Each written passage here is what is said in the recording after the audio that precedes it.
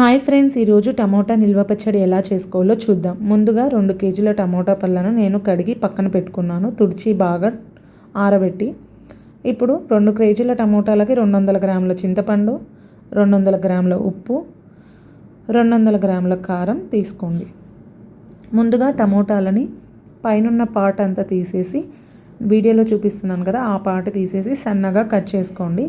ఇలా పైనున్న తొక్క తీసేయడం వల్ల టమోటాలు అనేవి తొందరగా సాఫ్ట్గా కుక్ అవుతాయి. ఇప్పుడు స్టవ్ మీద ప్యాన్ పెట్టి స్టవ్ ఆన్ చేసి 1 గంట ఆయిల్ వేసి, ఆయిల్ అంతా బాగా ప్యాన్కి స్ప్రెడ్ అయ్యేలాగా మంచిగా స్ప్రెడ్ చేయండి. ఇప్పుడు ఇందులో టమోటా పండ్లు మనం సన్నగా తరిగినాం కదా, ఆ టమోటాలను కూడా వేసి వాటిని బాగా కలిపి మూత పెట్టి ఒక 50% బాగా కుక్ అయ్యేంత వరకు కుక్ అవ్వనివ్వండి. 50% అంటే వాటర్ అంతా, టమోటాలు వాటర్ అంతా వదులుతాయి అన్నమాట, రిలీజ్ చేస్తాయి. అంతవరకు కుక్ చేయండి.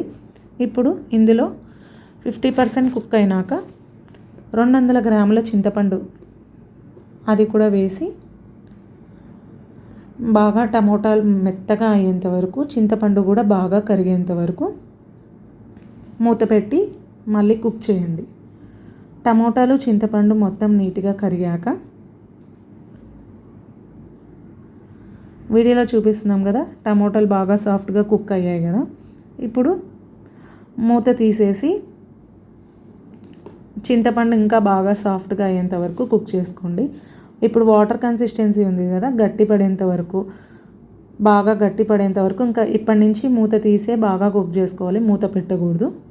చింతపండు టమోటాలు మొత్తం గట్టిగా అయ్యేంత వరకు వీడియోలో చూపిస్తున్నాను కదా సేమ్ అలాగే. తర్వాత స్టవ్ ఆఫ్ చేసుకోండి. స్టవ్ ఆఫ్ చేసుకున్నాక కొంచెం సేపటికి చింతపండు టమోటాలు ఇంకా గట్టిగా తయారవుతుంది. ఈ కన్సిస్టెన్సీ వచ్చేంత వరకు మనమైతే కుక్ చేసుకోవాలి.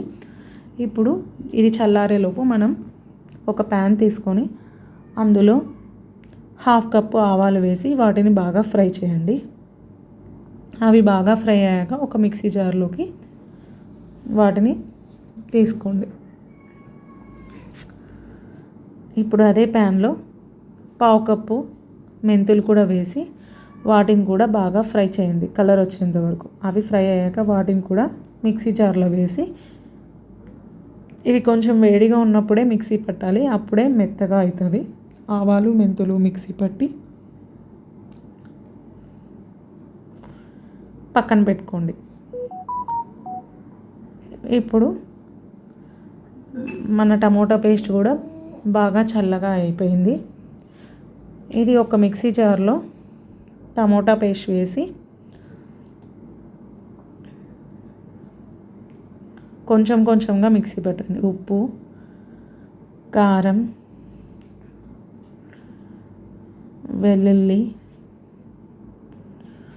ఆవాలు మెంతి పొడి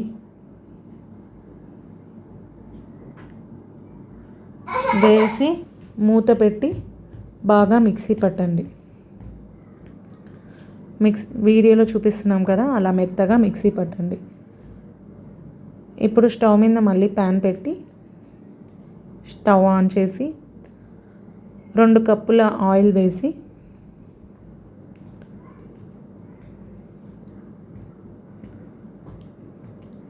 ఆయిల్ బాగా హీట్ అయ్యాక వెల్లుల్లి, కచ్చాపచ్చాగా దంచిన వెల్లుల్లి వేసి బాగా ఫ్రై అయ్యాక ఆవాలు జీలకర్ర వేయండి. ఇవి కూడా బాగా ఫ్రై అయ్యాక